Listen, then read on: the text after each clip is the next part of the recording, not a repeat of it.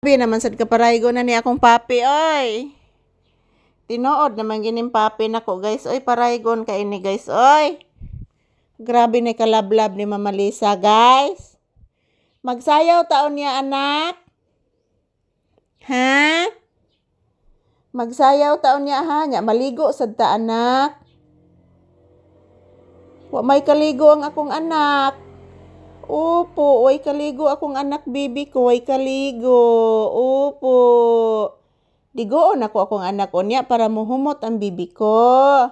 Bless mama iho kong anak gwapo, way kaligo. Tagasan to. Ayan po guys, maayong buntag ka na tong tanan. Today is Friday.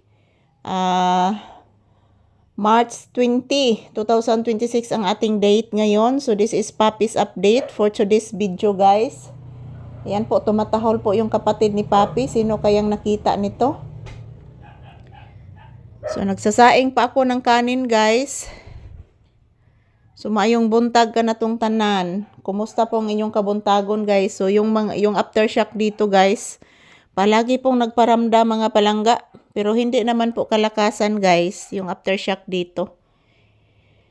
So, naanad na lang gitawon mi diri guys. Imagine rago na mga palangga. September 30 ang pinakakusog nga linog diri ni record sa amo ang dapit sa Northern Cebu. And then imagine mga palangga.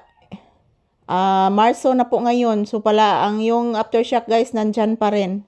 So kailan kaya mawawala yung aftershock mga palangga? So sabi noon ng mga taga Bohol guys, mga 1 year pa yata mawawala yung aftershock.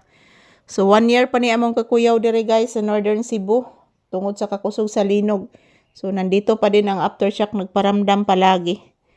So yung minsan hindi ko namalayan yung aftershock guys kasi medyo mahina naman po. So ayan, mayong buntag kanatong tanan. Kumusta po ang inyong kabuntagon mga palangga? So chill raw sa ko diri guys, kaminduhan ni Papi habang naghihintay po ako ng aking sinaing na kanin.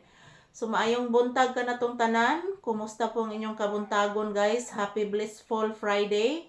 Sa akong mga viewers nga pinalangga, subscribers nga mga pinalangga ko guys, maayong buntag ka na tong tanan. So today's video, nandito lang po kami ni Papi muna sa loob ng bahay guys. Wala pa kaming ligo mga palangga. Kasi guys, basta morning guys, busy kaay ko guys. Ayan, mayroong customer sa tindahan at the same time, nag-upload pod ko ng limpyo sa tindahan. So, dito si Papi, nag-chill lang po dito sa loob ng bahay. So, sinamahan ko muna si Papi dito, guys. So, mamaya mga palangga, mag-ehersisyo po kami ni Papi. So, ayan, samahan niyo po kami mga palangga ko. I love you mga viewers and subscribers. I love you all and don't forget to pray always, guys. So mag-pray lang po tayo palagi mga palangga para bigyan po tayo ng malulusog na pangangatawan. At the same time, bigyan po tayo ng ating mahal na Panginoon ng maraming blessings. Para po makapag-share po tayo sa iba guys, lalo na po yung mga matatanda na di na jud makatrabaho mga palangga tungod sa katigwangon. So mao ginay akong mission guys nga once makakwarta ko guys, nga sobra-sobra na mga palangga manghatag jud ko. So, priority na ko mga palangga yung mga senior citizen na hindi na po makatrabaho dahil po sa katigulangon na mga palangga.